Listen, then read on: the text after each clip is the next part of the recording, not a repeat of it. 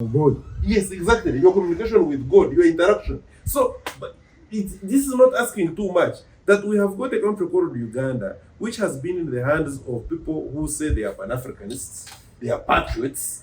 In fact, I wanted the Ministry of Pan-Africanism, Patriotism and Pan-Africanism, and Global Strategic Alliance, a ministry like that. Actually, there should be people of parliament for Pan-Africanism in the parliament.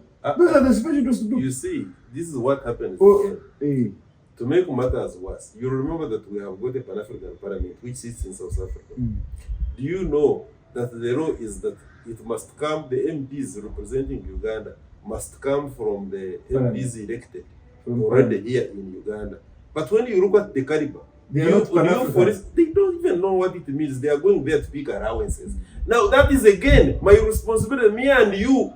Apart from talking about it here, of course we have started on it. It's good to talk about it. Because they say a problem talked about is half solved. But we need to follow it up to ensure that the people who go to South Africa in that Pan-African parliament are actually Pan-Africans. And not just necessarily the ones who are elected there. Yeah, I have seen the shadow cabinet of NU, the people they have sent to that parliament.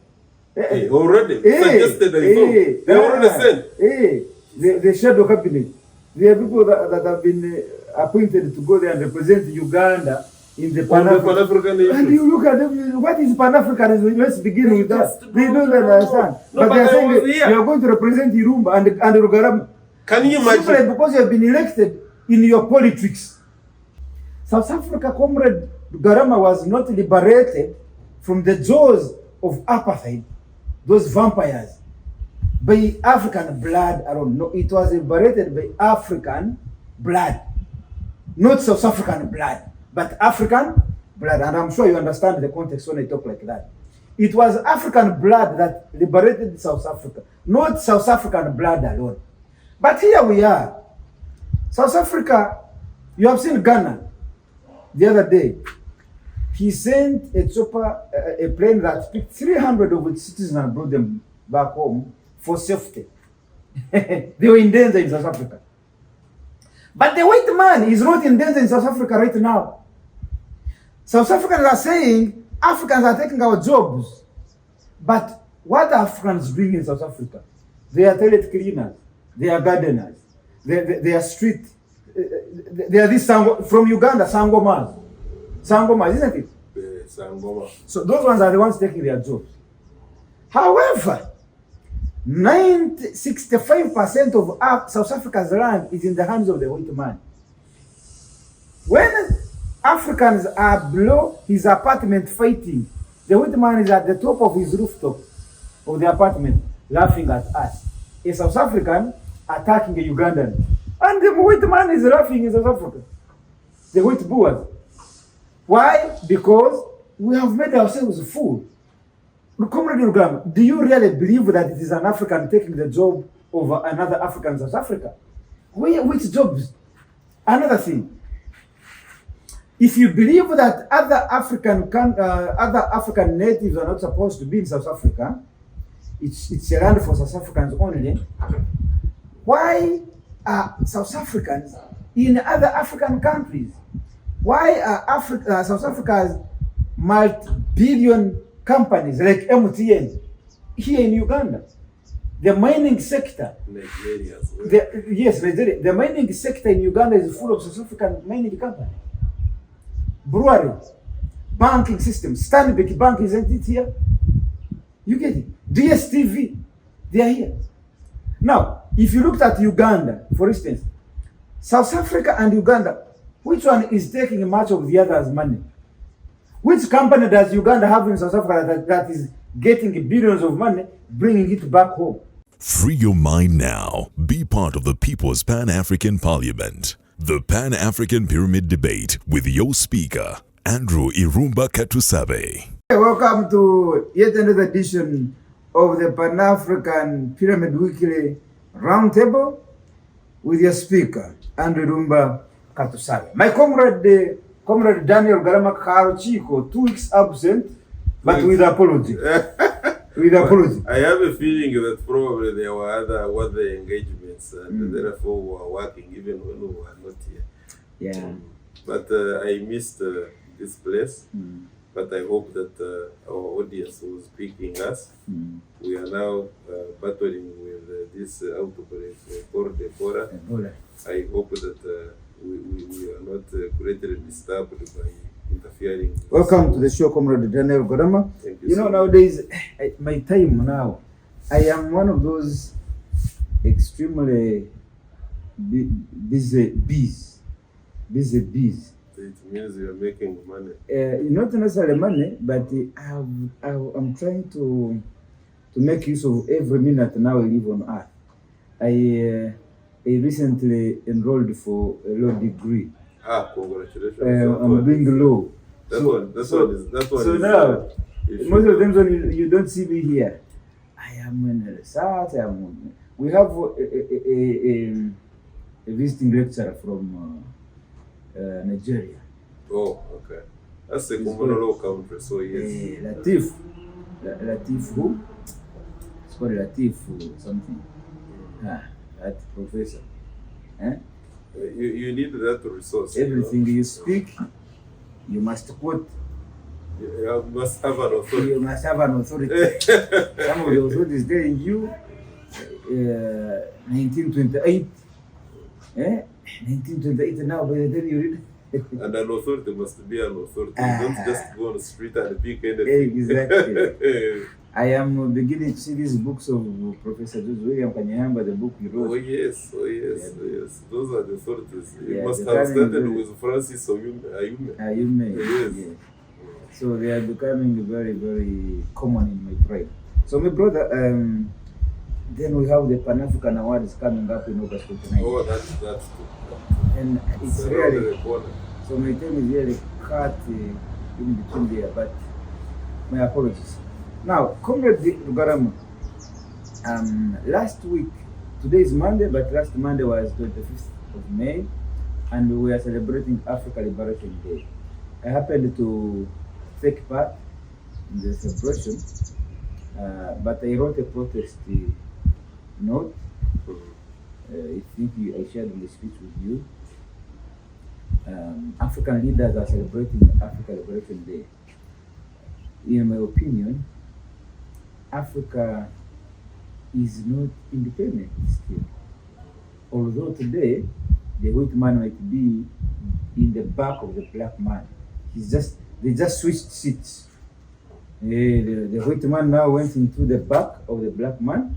The black man is in front. But everything that the white man was doing when he was seated in front is still going on. This time round, being supervised by the same color, black. So that is the process what I wrote. I don't know, Comrade Rugarama, you are my elder in everything. In the law, you are a lawyer. I am not yet a lawyer. In Pan-Africans, you are my mentor. By age, you are my elder. So I want to learn from you. Is Africa independent? The concept of independence is broad. And if you want a clear-cut answer, I will certainly tell you that we are not independent as a continent. Certainly we are not. It would be extremely pretentious of me and intellectual dishonesty if I said that Africa as a continent is independent. However, there are certain components that we can point out and say Africa is independent here, is independent here, there, but it is not independent the other side here. So when you put on the weighing scale, or for that matter, at the ratio of 1 to 10, I think Africa is independent 4 out of 10. So that is not a good score. And therefore, the conclusion that Africa as a continent is not independent is a correct assessment and conclusion. Now, you talked about Africa Liberation Day. The genesis of Africa Liberation Day is under the 25th of May. Finds its roots in the 1963 establishment of Organization of African Union. Then when we had about 32 countries by then which were physically liberated from the shackles of colonialism. Now that tells you that a great number of other African countries, certainly including South Africa, which was under the direct yoke of apartheid, were not independent.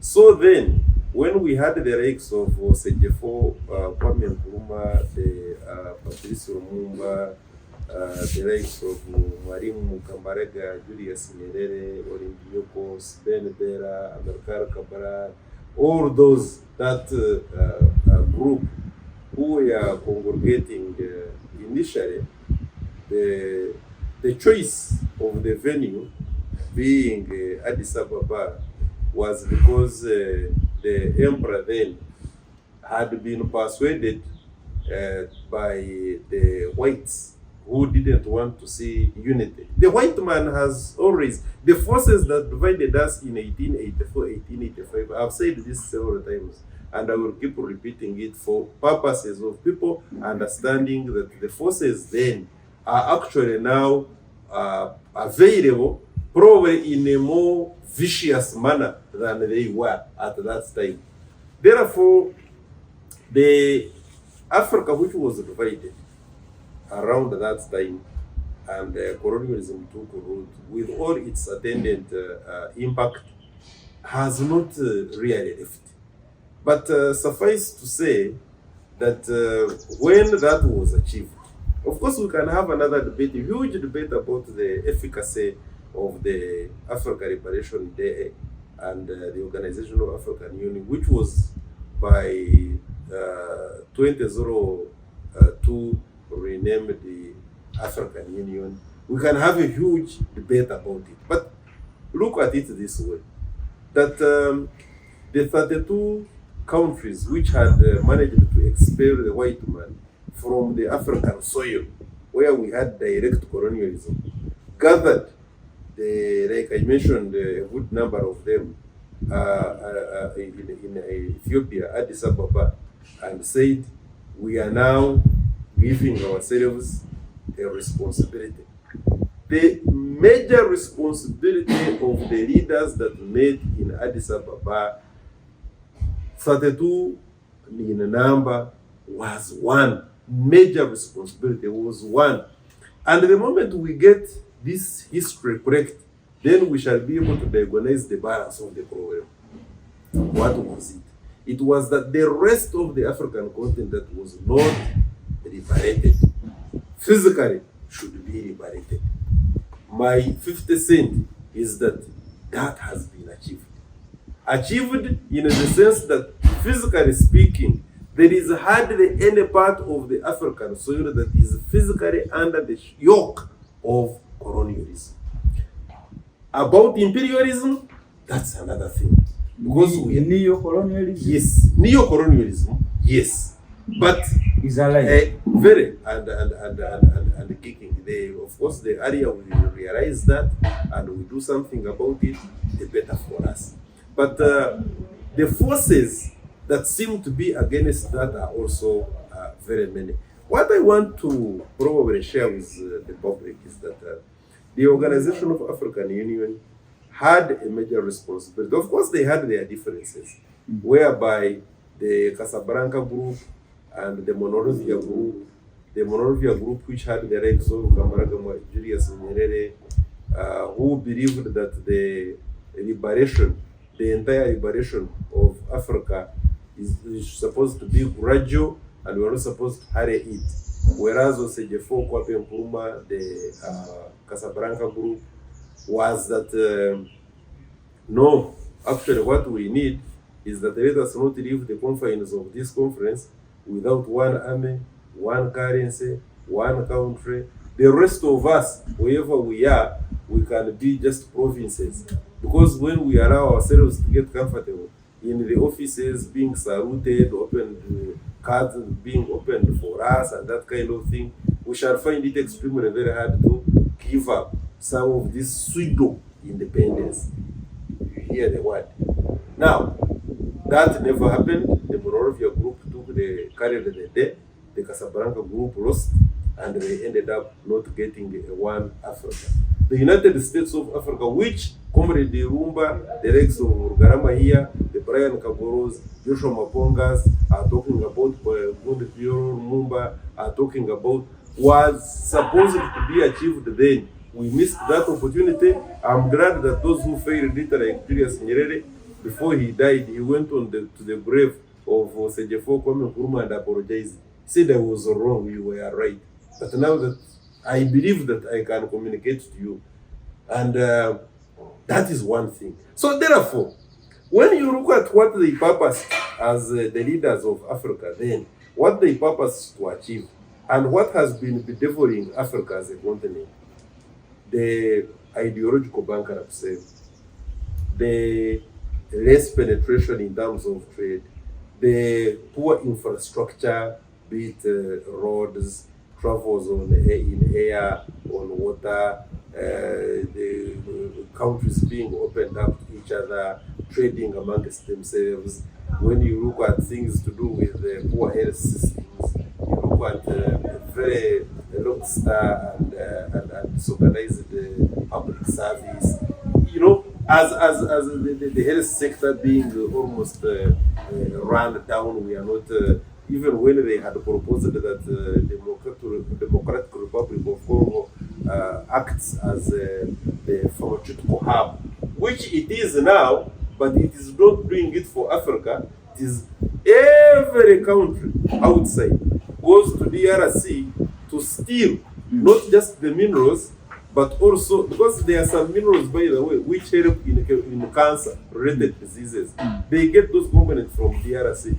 And that's why they create all manner of problems in DRC. It becomes ungovernable for them to keep taking the medicines, because the hubs, the DRC, Central African Republic, that belt has got the majority. It is the heart of the hubs, of African hubs, that if you want any remedy, health-wise, you just go to DRC. Now, it must be made ungovernable for the white man to keep taking, and for us who had envisioned the pharmaceutical industry to be set in DRC, we cannot do it. So therefore, Africa Liberation Day is relevant. But are you aware?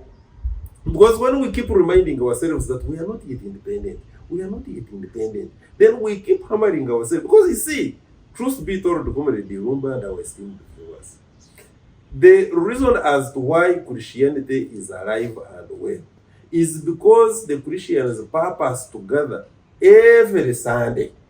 And now they have even made it better. They purpose to gather whenever they get any other opportunity, including even the traditional churches. They have got special prayer breakfasts. They increase on interaction. But what is unfortunate again is that Africa Liberation Day, where every independent country, that is part of what I'm giving you a challenge now. What we should be fighting for now is that we have to make it a point, especially now that we have got our own brother Thomas Taiba retained as the deputy speaker, and then we have got Comrade Maxon's Oboth as the speaker. Somehow we can improve him, of course. If we fail, we shall go for Tayewa. I'm not sure. Tayewa, that one we even awarded him. Yes. What we are going to do, we are following him. We are not going to leave him. What we are going to do is that we have got not many countries which observe Africa Liberation Day as a public holiday. Somebody can argue that we are going to have many public holidays. You see, there is no way you can say that we have got an institution called the African Union, formerly Organization of African Union, and that you have got also the African Liberation Day, and you don't recognize it as a public holiday. Because there must be a time, there must be a day set aside in a year to reflect and cry and meditate on what is afflicting Africa. If we do not have such a time whereby we reflect, we meditate, and we make it compulsory that everybody on the African continent and who claims to have any connection with Africa must realize that there is a problem. The problem that was obtaining pre-1963 is actually still obtaining, probably in a more, like I said, vicious manner. Then we are not going to be able to quickly realize that we have got to solve Africa's problem in the soonest. You know, Comrade, my elder, Rugarama, it baffles me that Africa Liberation Day, even the 54 countries of Africa, a few celebrated, who are supposed to champion, because they know the vision behind it. It's about retrospection into ourselves. What was the purpose of our forefathers fighting for this? How far have we taken on the mantle? yes, Where are the weaknesses? SWOT analysis. What can we do now? What can we plan to do tomorrow? What role can African governments play? What role can citizenry play? What role can the entire continent together play? At country level, but also at continental level. It is amazing that all the African countries do not take this day as a very important day. I can tell you that Uganda, for instance, I was there on Monday. Some people even ask, what is happening here? They don't know what's happening. They don't know. But Uganda government will push a lot of resources in celebrating AIDS Day, Women's Day, Heroes Day. Heroes for a country, but you cannot celebrate heroes for a continent. even beyond the continent. But also the heroes you are celebrating, some of us are contesting them. Yes. Yes. Yes. They are your They heroes. are celebrating. They may not be the country's heroes. They may be your heroes, they are not my heroes. Yes. They helped you capture power. But then they played a disservice to some people. Uganda celebrates a lot of days. AIDS Day. There is We this even have Janana Ruuma Day. the one who was actually that one we can consider him as a Pan-Africanist. He is. One or another. He is, but you can imagine the amount of focus, resources, and so on the government of Uganda puts in Janana Ruuma. Then also ask the amount of focus they put in Africa Liberation Day. Yet Uganda, your people, the global chapter for Pan-African movement is here. Global, fused with the Pan-African movement, Uganda chapter or secretariat, call it. These are two big offices. So Uganda will be the one even championing the continental arrangement for the celebration of Africa Liberation Day. Uganda. But look, I went there at Fanero last Monday. There is hardly an organized message. There is hardly, I sometimes wonder. But the comrade room. So, if you looked at the Uganda calendar, Matters Day. But there is also Mother's Day. Is it a public holiday? In August. Is it? It is not a public holiday. Women's Day. It's Women's Day. There is also Mother's Day. Mothers. Yeah. And it's a public holiday? No, it is. But they pay, even the media. We are interested in the gazetted ones. Even the local media, you hear them talking about it, creating some targeted messages to appreciate the motherhood, to appreciate, like now Women's Day, appreciate women. They talk a lot. Yesterday I was telling somebody, we had a debate. Members of Parliament, these ones that we have been having hope in under the command of both, the one you are talking about. The very first day in sitting, they come up with a proposal to increase the list of cabinet Ministers. They That's have what I increased. think they have increased. They already passed we are just waiting for the new ministers Yes, now. yet we are fighting to reduce. But you be careful, I may be one of them, so you don't spoil it. Jokes aside there. So you can already see what have you begun with. In America, when you become president, they say the first 100 days you want to see what are you going to do. So the first 100 days of this new parliament, the first thing they have done is to pass a law allowing the president to increase the cabinet. Yet actually, all along we've been crying for a very huge cabinet, the budget, and then we're asking, please, can you reduce? You get it? These ones are saying, no, Mzee, you can. Why? Because they have selfish intentions that some of them will be the ones to be picked, to be added in. Exactly. Now, I was telling somebody, you find women representative, you find people with disabilities representative, then you find the UPDF army, the army representative. There are 10 special interest groups. Special interest groups. 10 special interest groups. 10 army. Then women. Youth. Every district. Then you find the youth. Then you find people with disability. Then you find which other one? Workers. As if these very MPs are not workers. These very MPs, the one representing women, as if you're not a worker, as if you don't know the issues that affect workers. As if this directly elected member of parliament from Futpoto is not a worker, and therefore he cannot understand the challenges of workers. Are you getting the point? But then I was telling somebody that actually if I was to support an interest group, lot to be added on the members of parliament, it would be these people from the Rwenzori mountains called these short men called what? Pygmies. Abambutu.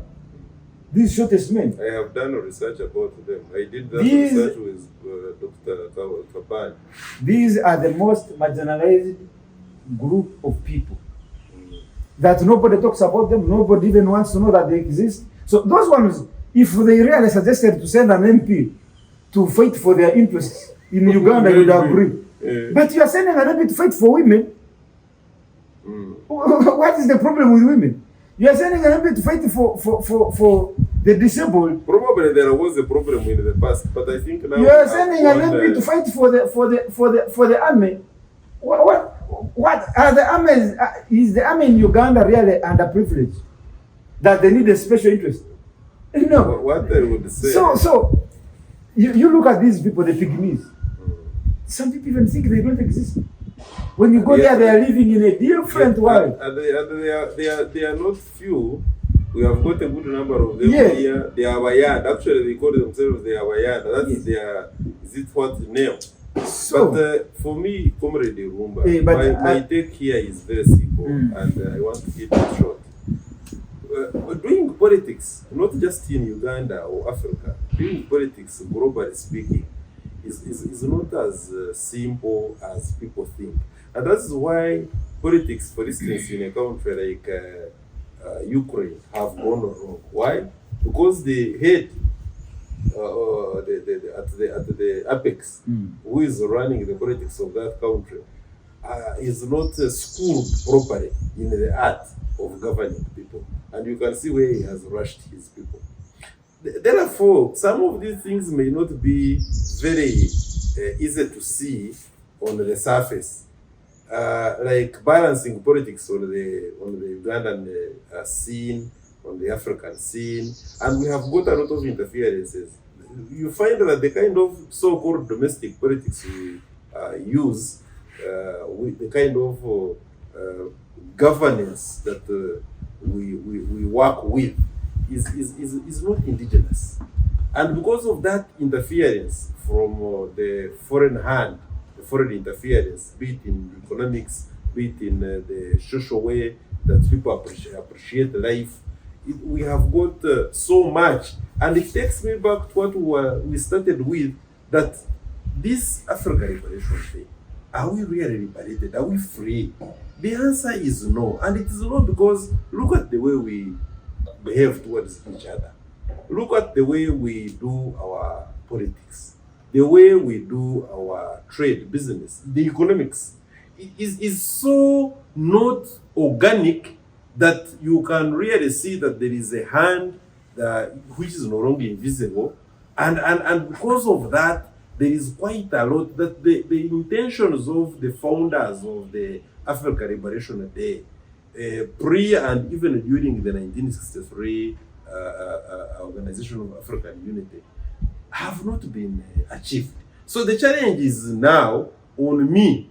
You are looking at the dates, the official gazetted dates for public holidays in Uganda. I don't want even to think that there are more than maybe 6 or 7 around there. But among those, and that is our responsibility, I've just challenged you that a man like Tayoko, whom we know very well, is our associate greatly, grown up with him, he's now a deputy speaker, it's our responsibility to take this message to him.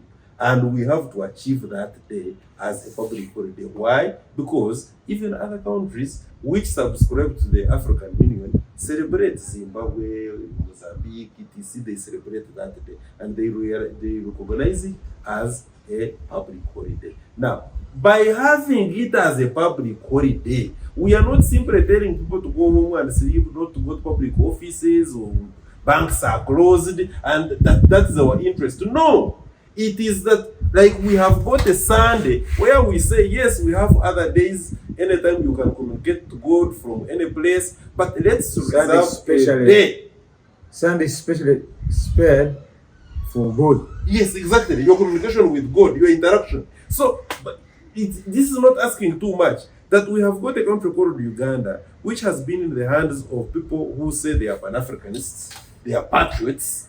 In fact, I wanted the Ministry of Pan-Africanism, Patriotism and Pan-Africanism, and Global Strategic Alliance, a ministry like that. Actually, there should be member of parliament for Pan-Africanism in the parliament. Those are the specialists to do. You see, this is what happens. To make matters worse, you remember that we have got a Pan-African parliament which sits in South Africa. Do you know that the law is that it must come, the MPs representing Uganda must come from the MPs elected already here in Uganda. But when you look at the caliber, they don't even know what it means. They are going there to pick allowances. Now that is again my responsibility, me and you. Apart from talking about it here, of course we have started on it. It's good to talk about it. Because they say a problem talked about is half solved.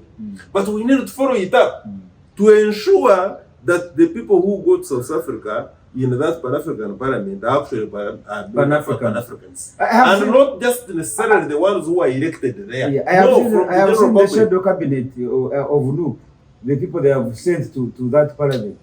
Already suggested they already sent. The shadow cabinet.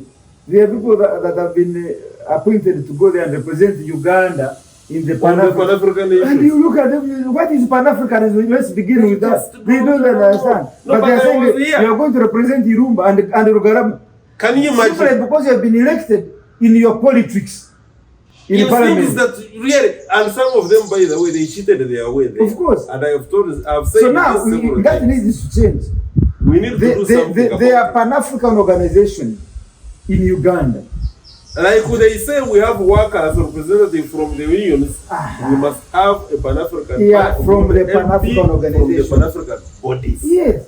That one I would buy. But really, you said somebody who doesn't even understand the word Pan-Africanism. But I told you here, who are here anyway. Time is not our best. But the truth is that I was here telling you that we even have the. Are you aware that even when we talk about the global secretariat, you may be talking about the secretariat thing here in Kampala, but the secretariat was removed and taken to Zimbabwe, Harare now, as I talk. Then we shall talk about it later. But I'm giving you privileged information. It is in Zimbabwe now. The global sector. The man whom they had, Dr. Ikeba Mandaza, whom they had put there as the acting Secretary General, is now in Harare. Is the one who is the Secretary is there. And, he moved with it. He moved with his briefcase. Like we have been having the Secretariat, the interim chair for the last 32 years. Interim chair. Who is that? Who was was supposed to organize the constitution, do the constitution, the constitutional review committee where there was Professor Wamba Diawamba, Professor Horace Campbell, etc., etc. Now all those ones now are allied. They are in Harare. That alliance, that's the breakaway. Because they said there is no way they can allow somebody who was supposed to be in interim capacity as the chair steering committee hold it for 32 years. That is a food for thought. But anyhow, let me conclude on this. Yes, what I'm saying is that Africa Liberation Day is extremely relevant. We need to observe it as a public holiday because we already have countries on the African continent which are observing it as a public holiday. We need also to influence the diaspora because that's a very big component of the Africa Liberation Day, the Pan-Africanism as an ideology. Also to observe it wherever they are, whether they're in Trinidad and Tobago, whether they are in Haiti, whether they're in Barbados, they should observe it. Or United States of America, observe it. And it's our responsibility, me and you and all those like-minded people. But at the same time, I'm telling you that the problems that have been afflicting Africa, the forces that divided us in 1884, 1885, are still with us here and they are not going to go away. Therefore, the relevance of African Liberation Day is to be set aside and reflect on what is besetting, bedeviling Africa, and we set that day apart and we devise and we stop these people who are paying. The other time you were stopping me from using the word lip service. At this lip service, there is something that you are funny. The word lip service, literally speaking. But the point is that we have got leaders here in Uganda, by the way, who talk a lot about Pan-Africanism, but I can assure you, they first of all know nothing about Pan-Africanism, but they are just using it as an eating avenue. That through that, because indeed we know those who are eating through it, and they don't give a damn about the wombas of this world. If you come close, they realize that you are coming close. Here you are okay, talking, here you are okay. The Rugaramas can talk, the Who's they can talk, whether you go and die, wherever you are dying, it doesn't matter. But the moment they sense that you are now coming close to the money which they are stealing from government and other circles, you will see that day you will be charged with the defilement. We can go to another topic. Now, talking about Africa Liberation Day, let's connect it to Afrophobia or xenophobia in South Africa. We are celebrating Africa Liberation Day, that the entire African continent was liberated. But in particular, South Africa was liberated not by the blood of South Africans alone. That's how I want to connect it. South Africa, Comrade Rugarama, was not liberated from the jaws of apartheid, those vampires, by African blood alone. No, it was liberated by African blood. Not South African blood, but African blood. And I'm sure you understand the context when I talk like that. It was African blood that liberated South Africa, not South African blood alone. But here we are. South Africa, you have seen Ghana the other day. He sent a chopper, a plane that picked 300 of its citizens and brought them back home for safety. They were in danger in South Africa. But the white man is not in danger in South Africa right now. South Africans are saying Africans are taking our jobs. But what are Africans doing in South Africa? They are toilet cleaners. They are gardeners. They are street. They are this from Uganda, Sangomas. Sangomas, isn't it? Sangoma. So those ones are the ones taking their jobs. However, 65% of South Africa's land is in the hands of the white man. When Africans are below his apartment fighting, the white man is at the top of his rooftop of the apartment laughing at us. A South African attacking a Ugandan. And the white man is laughing in South Africa. The white Boers. Why? Because we have made ourselves a fool. Comrade Rugarama, do you really believe that it is an African taking the job over another African in South Africa? Which jobs? Another thing. If you believe that other African natives are not supposed to be in South Africa, it's a land for South Africans only.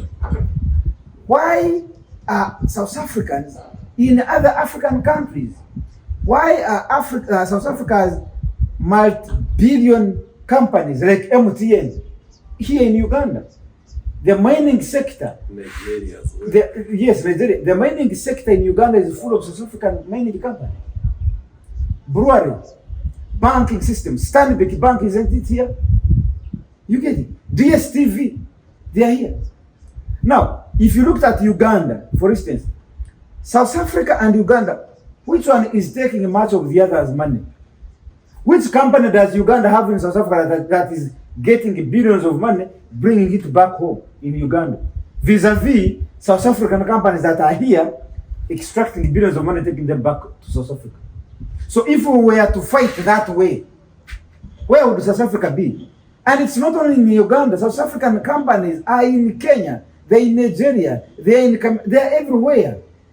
However, they are the first ones to say, you are taking our jobs. What type of jobs? First of all, Comrade Irumba, I understand your frustrations, and your frustrations are well shared across the board. It is only a weekend historian, and You have started by abusing. I'm just We are being explanatory. I'm just trying to put this in perspective, and sometimes also these people who, in the words of Dr. Chris, who are suffering from intellectual deficiency, or some sufficient amount of intellectual deficiency, that cannot see that what is happening in South Africa is a bit confusing. Confusing in the sense that when you look at it broadly, you realize that South Africa is a country which, first of all, is unlike other African countries in the sense that it was carved out, if you like, by the Boers for white minority rule. The Boers who landed at the Cape of Good Hope claimed, if you care through your African and South African history, to listen to some of the radios which they established, they would start with birds. The birds would keep making noise, and then they would begin their broadcasting. Their productions would signal that the land where the broadcast is taking place was a land which the white man came to and found only wild animals. That's what it meant, that there were no human beings. So the Kossas, the Sossas, the Who's that you are talking about, these ones who are now chasing their brothers and sisters, that Julius Malema is condemning time and again, they don't recognize them, that they were there. And from there, the Khoisan, now that is the Khoi and then the San, plus the Zulus, the Matemberes, the Who's and what have you, who again some spread to Zimbabwe. All of them, they later formed natural resistance to the Boers who had formed the Apartheid government. And that war raged on. It was a war that took many years. We all remember the Sharpeville massacre, where women and children were shot by the white man, and that is part of kind of history that cannot be forgotten. Until there was a political party which was formed by the likes of the Buterezis, then even before him, the Kaisai Samis, and around there, then the Nelson Mandela's, these ones later, who were also forming the Archbishop Desmond Tutu's, etc., who were part of that whole thing. Then the Tom Mbeke's, you see now, who has talked very eloquently about the problem of dating in South Africa. This one, which we call xenophobia, which Professor Murekere has correctly termed as Afrophobia. Because it is only Afrophobia where people who look alike fear each other. Xenophobia is Afrophobia. Exactly. People but I fear you. But I fear you. Africans fear absolutely. Afrophobia. Exactly. That's the correct terminology of what is obtaining now in South Africa. So therefore, that kind of history was also punctuated by the formation of the frontline states. So countries like Zimbabwe, which actually even said they were delaying their independence, they wanted South Africa to be liberated first. More or less what Gov't said about the entire Africa, when he said that there is no way we can pride in the sovereignty and independence of Ghana when the rest of Africa is not liberated. Now, when they formed the ANC, which was formed the party, really, if you like, revolutionary at that, later on, which captured the government, and then we had the likes of Nelson Mandela as the first president one term, and then the Mbekis, then the Ramaphosa's now, and before him, Zuma. But of course now they are suffering because you can see how we are not, we have not yet devised means and ways as a continent of holding our political parties in steadfast. We are not so steadfast because our revolutionary political parties, ZANU-PF, after the demise of Robert, even before he went away from the political scene, there were issues where Grace Mugabe's wife wanted to take it over until they, out of respect, really put Robert Mugabe aside. Then he died, and the crocodile now, who was the former Minister of Defense, took over. But you can see that majority of the Jews were number ANC, this Chama CCM, all of them have suffered in one way or another, including even our very own here, which we consider to be a revolutionary political party, the NRM, whereby we can have a one, and no pun intended really, Kabanda, Honorable Kabanda, come with a small piece of paper and say that I have been directed to tell you, Comrade Maxon Boss, that you are next speaker. And then it passes. There is nothing that changes. A whole national resistance movement, you get one Kawanda. What is his position in NRM? Nothing. He's just an MP with a alliance to a pressure group called POU as its so-called general secretary. I have no problem with that. Because, like I've already said, I have no problem with General MK, and I told you here the other time that actually General MK is one of the board members on the Pan-African the Pan-African movement, international chapter. The point I am making is that when the ANC was formed, the frontline states were formed, and Tanzania was one such. But before you leave that point, when you go to the ANC, you have left that point of PLU and Kabanda. Yes. I want to make a rejoinder. Allow me. Now that we are both, I'm coming to your back. I understand. Go ahead, brother. I'm coming to your back. Oh, please. Give way. In journalism, we call ourselves informed friend. In the law, you call yourself land friend. Now, for me, I'm going to be both. So when I'm with the journalism, we shall leave you. Absolutely. I will have no problems. You know, this is Mukasambide. Mukasambide is the one who have forced me to go and join you. Two people, Mukasambide and my son. He's a journalist himself. Mukasambide is also a journalist. His first degree was in mass communication. Yes. But this is what he did. One time I invited him at Fair Hotel for a pub show, Pan-African show. Yes. So after the show, I called my son to greet him. My son at that time was being low. Now he finished. So when I introduced him that this is my son, he's in the fourth year finishing law. He said, now for you, For you, my comrade, he called me comrade. Now for you, comrade, you can first go ahead. Let me first have a photo with my land friend. He said, but I'm the one who has introduced you to my son. He said, no. Even if I'm introducing you to your son. But now this Yours end is there. Now this one is my land friend, for you or not. So he said, no, I will put a stop to That this. was one. That was anger number one. Anger number two, he said like this.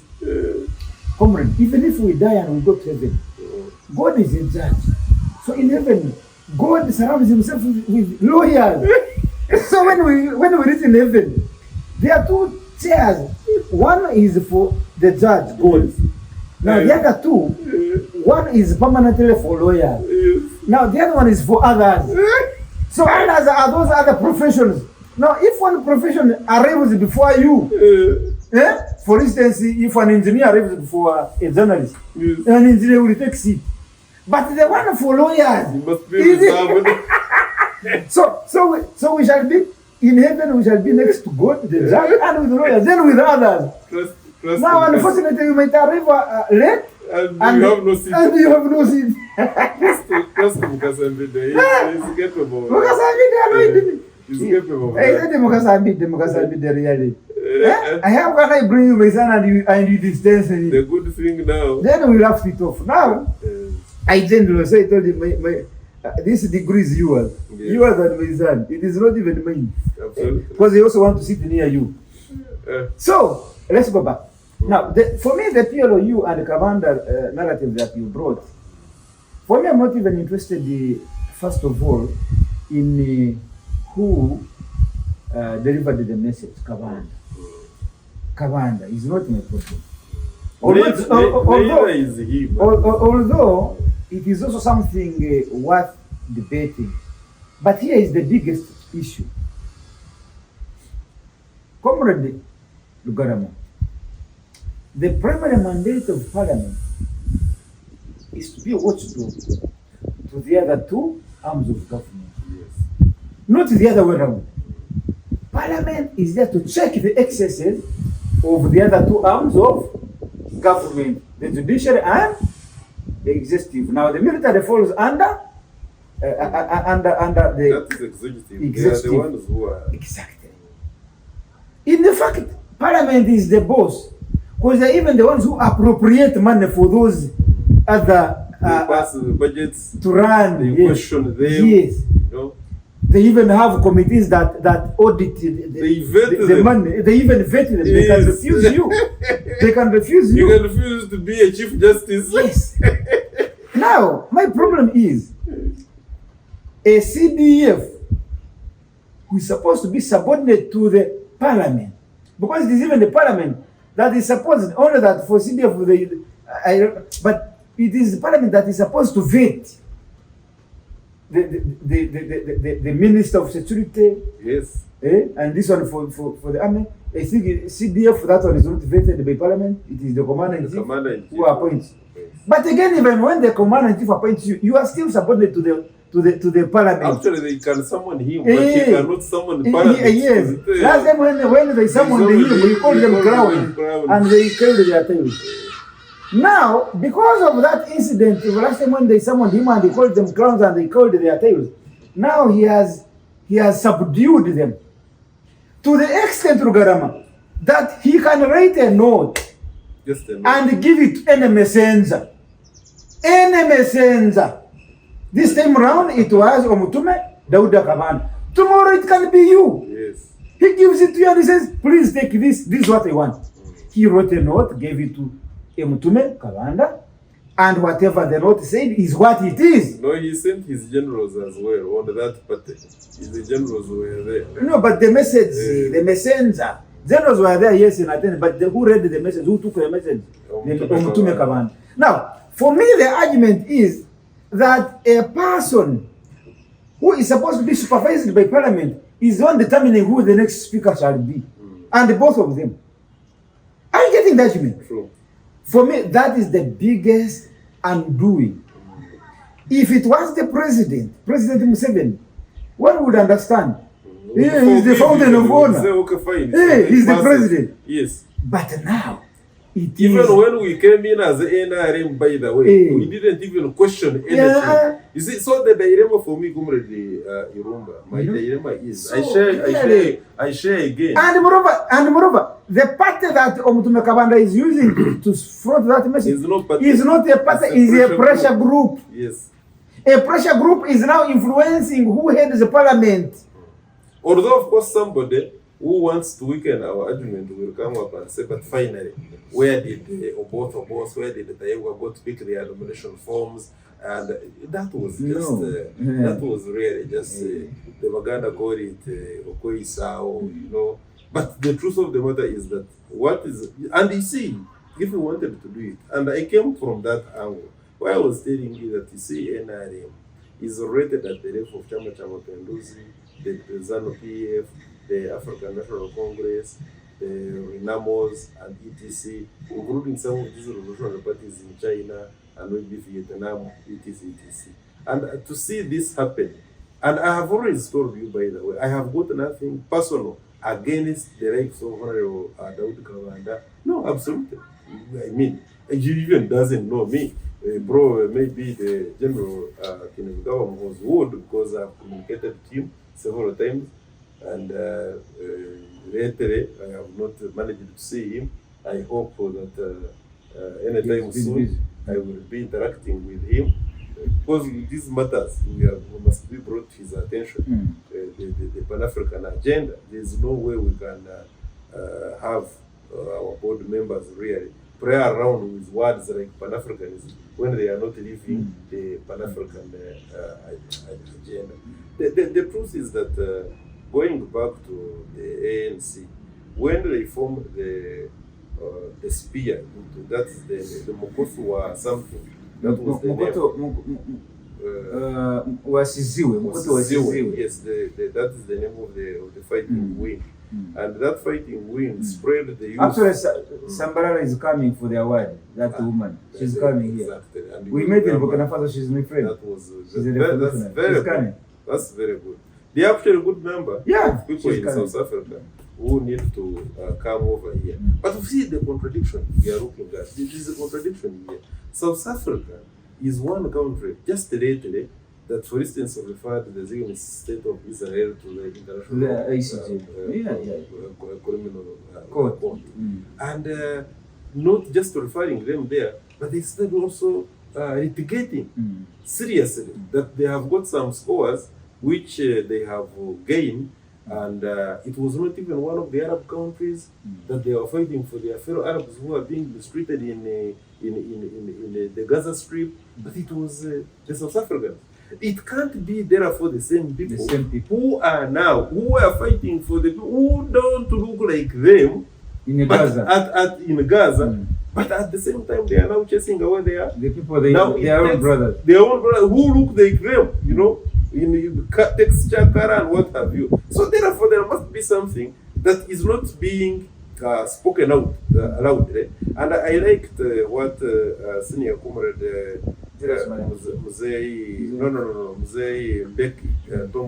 Thabo Mbeki was saying. See, the problem of South Africa now is this so-called Islamophobia, which, like I have already told you, is actually from phobia. Is that we have got unemployment. Now the unemployment rates in South Africa are so high. And who is causing that? These are macroeconomic policies of the World Bank and International Monetary Fund. They are affecting South Africa to the extent that you have got the mining. When you look at the trade unions, the Ramaphosa's of this world, they are members, they are products of the trade unions. But how are they running the country vis-a-vis their background? You get an issue that when you cannot easily identify who your enemy is, and that's where Julius Malema becomes a different thing altogether, the leader of the Freedom Economic Party, the EFFF. He tells them, he says, you people, don't be foolish. If you are going to refuse to give me votes simply because I have told you the Nigerian is your brother, the Zimbabwean is your brother, the Ugandan is your brother, you are not looking at who your enemy is, and failure to identify who your enemy is going to make you to target to have wrong targets. Your problem is somewhere else. Let's first get these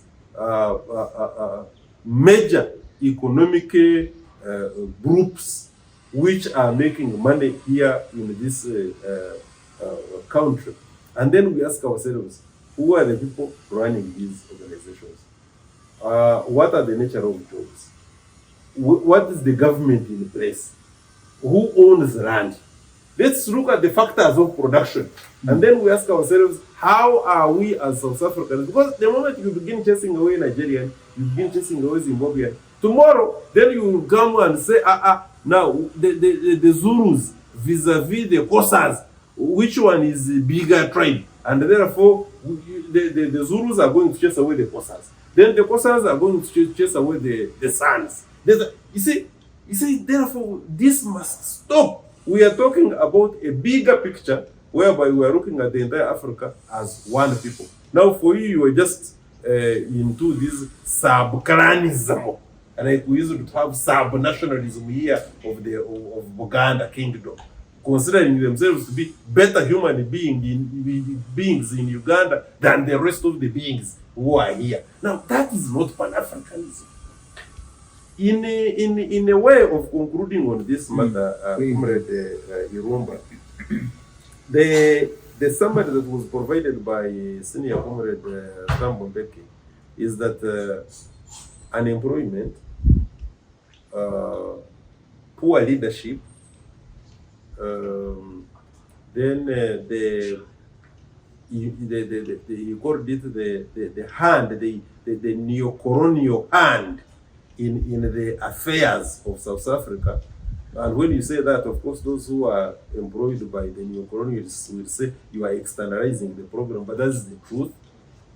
Are some of the factors that are causing that Afrophobia in South Africa. And if we are not careful, because you see, we are here. I was listening to the president of Ghana, who recently introduced a motion in the African Union, in United Nations, that the slave trade was the heinous, the most heinous, and the bravest of all the crimes that have ever been known. And the people didn't vote for that, the Americans. Why? Simply because they have for a very long time.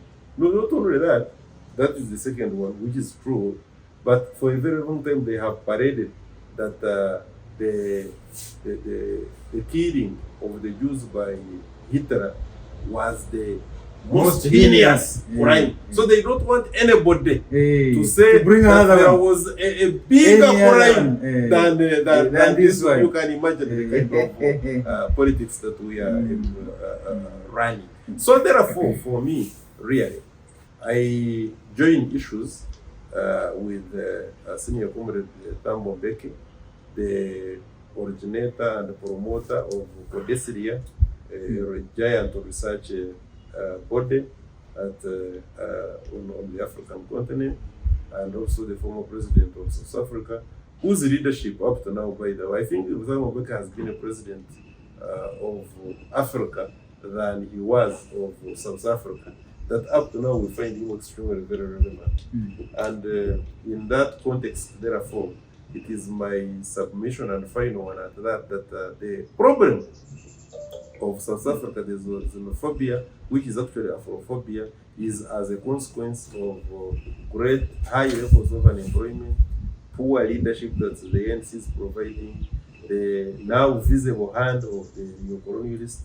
This imperialist man is trying to show that actually the African person, like they said so many years ago, is incapable of leading himself, governing himself. And therefore for us, the challenge now is that the Pan-Africans, us who are at this level, who appreciate these things, the relatively higher than our colleagues, and this is not to demean anybody, it is now our responsibility to ensure that we even take, because I recently communicated with the powers that be, that we need a tour to South Africa to have extra meaningful engagements as far as this problem is concerned. Otherwise, South Africa is contradicting itself by providing negative brotherhood.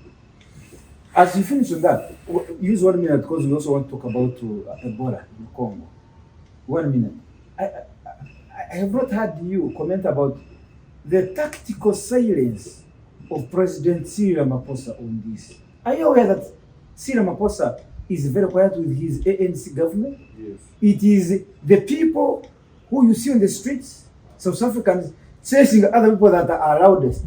Then the only opposing voice that we hear is Julius Malema. And now Thabo Mbeki has also spoken. But by the time we speak, Malema and Thabo Mbeki, who is in charge of South Africa? Ramaphosa. Exactly. Why is Ramaphosa and ANC quiet tactically? You see, Are they supporting what is happening? When Ramaphosa has business interests in Uganda and elsewhere? Can other countries do the same? Ramaphosa, you must understand this. With all due respect to His Excellency Cyril Ramaphosa, Ramaphosa has got so many faces. And you remember that he actually narrowly beat Dr. Zuma, our chairperson, the madam, the wife to Zuma, the chairperson at the ANC. I mean at the African Union, during the party primary elections. Narrowly, it was very narrow-minded. And that is why Zuma started. Actually, Zuma broke, is the one out of anger who broke ANC. That's why ANC, in order to form a government, had to get an alliance from DA. Otherwise, the force behind was Zuma. Had Zuma not gotten that block away from ANC, ANC would form a government like it used to do without having to arrive with anybody. Now we have a government of alliance, and the alliance, which is DA, and DA, which is an infiltration of the white racist people. They are all there. Now that is where we have reached in as far as our old revolutionary party, ANC, is concerned, that they cannot single-handedly form a government. That is something to cry over. But what is of critical importance is that even prior, Ramaphosa was accused by the ANC members and the other forces, including Senior Comrade Julius Malema, that he was a fraud. He was a decoy. He was a decoy for the Guptas, the money guys, the money bags in South Africa. And therefore, what is happening, destabilizing the economy, looking to give an impression that the South Africa is not a country to be respected. It is providing brotherhood just in words. This business of putting faces and having altercation with Trump, you remember, and telling Trump in his face. Whatever they are doing now, and the Ramaphosa looks as if he's quiet, maybe he's supporting, is all a sign that, look, the leadership now that Ramaphosa is providing in South Africa is actually suspect. Is suspected not to be a true Pan-Africanist, like the likes of Thabo Mbeki and Jacob Zuma. Is suspected to be a front or a decoy of the Guptas, these guys who are in South Africa making a lot of money. Is even suspected, but there is on payroll of these Guptas to make sure that he hands the government to the Guptas. He's also, as a leader, suspected to have emerged from the miners, these mining groups and what have you, and that these statements he makes, the bravado to look like he's a true Pan-Africanist, are all intended to hoodwink the naive and less suspecting people, both in South Africa and outside. And therefore, this silence is actually calculated. It is not the silence that comes from the heart. It is somebody who is fulfilling the mission for which he was brought where he is. Thank you so much, comrade. Let's end up in 2 minutes. Ebola in Congo. Money being divided in Kampala. Rwanda and Burundi are quiet. If Congo has Ebola, Rwanda and Burundi are the immediate neighbor. So immediate. Uganda also, but we will share the immediate border. Yes, sure. But I think the most affected would be those that. Especially Burundi. Yes. Because when you look at Uvira. Why is Uganda making more noise than Congo that is affected? And why is money being divided in Kampala? Billions of money. America, since the outbreak, the so-called outbreak, every day America is announcing more money and other partners, more money. But none of that is going to the actual victim, the Congolese who is suffering from Ebola. This, to some of us, has been termed as another way of neo-colonialism. Why is it that it is always Congo? Now, annually at Christmas, we expect every year that there will be an outbreak in Congo. And it's always in mineral-rich areas. Comrade Rugarama. What happens? Is there something beyond Ebola? Yes, absolutely. What's that? When you look at, when you read some of these declassified intelligence reports of CIA and M16 and Mossad, they tell you, especially like in Latin America, some parts of the Pacific, the Caribbean countries, and Africa largely, that there is where they have created situations, these outbreaks, for purposes of enabling the imperialists to achieve certain targets, including but not limited to exploiting wantonly the resources.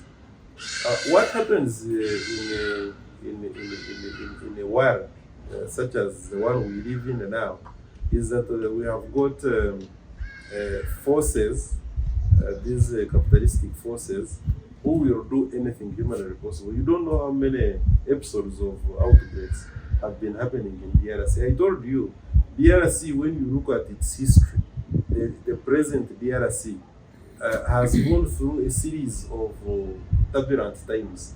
And almost all these turbulent times have been created from outside.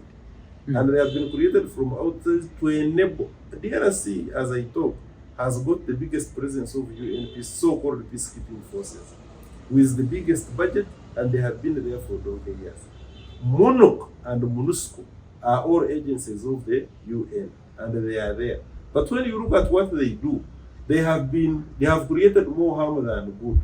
And even with their presence, with the heavy budget that is given to them year in, year out, the amount, in the words of our dear auntie, Professor Chihombora Ekana, she says that if you want to look at the busiest place as far as air transport is concerned, you go to DRC. Who knew that?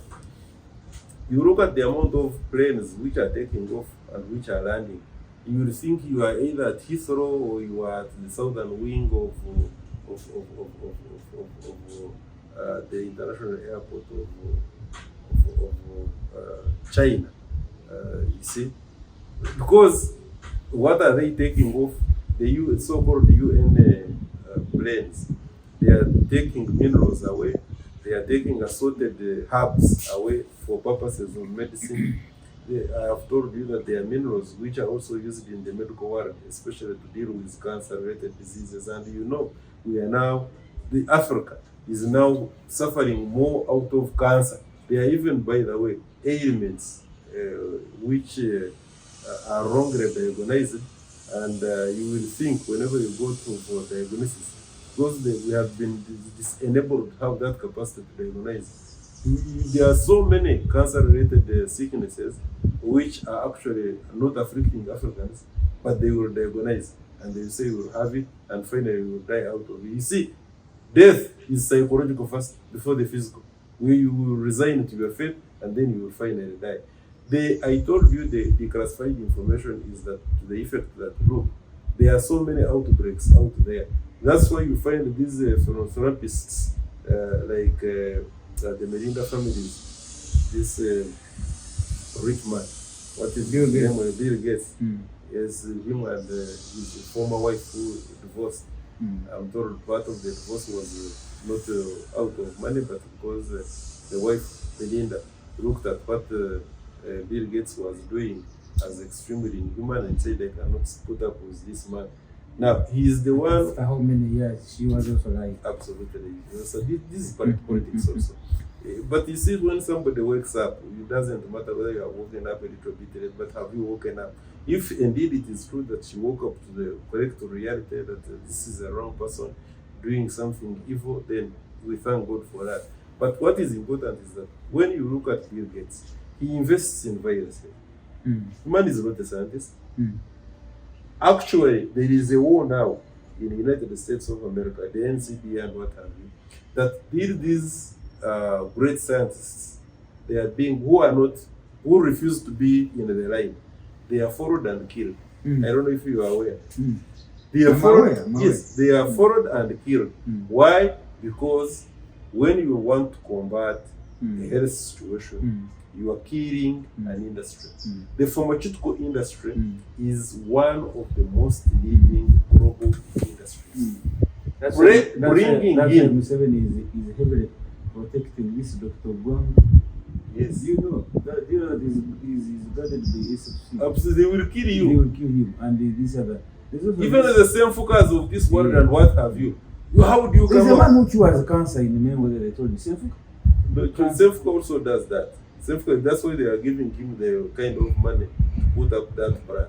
There are others also. What is the name again? I will. That's why I want to visit. There's this man, Rebecca Kadaga, bro. Exactly. Also in the That man. Magora, Dr. Magora, Magora, something visit like him. that. So the I point. want to have a Pan-African One-on-one, view. Pan-African view. And by the way, they may be doing things which they don't know are actually Pan-African. There's a Pan-Africanist. Do you remember during COVID, Madagascar came up with a remedy, and World Health Organization, by then the United States of America, had not come up with their kind of pseudo-lies here and there that we are not going to be supporting the World Health Organization with the kind of budget that we usually give them.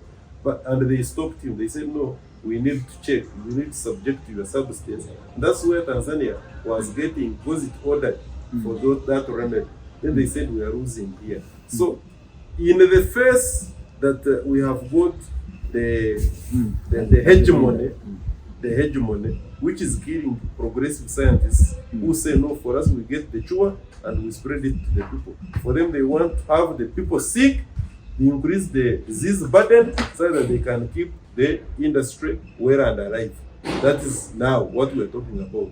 In the face where disease has become a business, outbreaks such as the Ebola outbreak is a lucrative business. And therefore, whoever engages himself there, for us as analysts at the global scale, we question, are they for real or they are into business?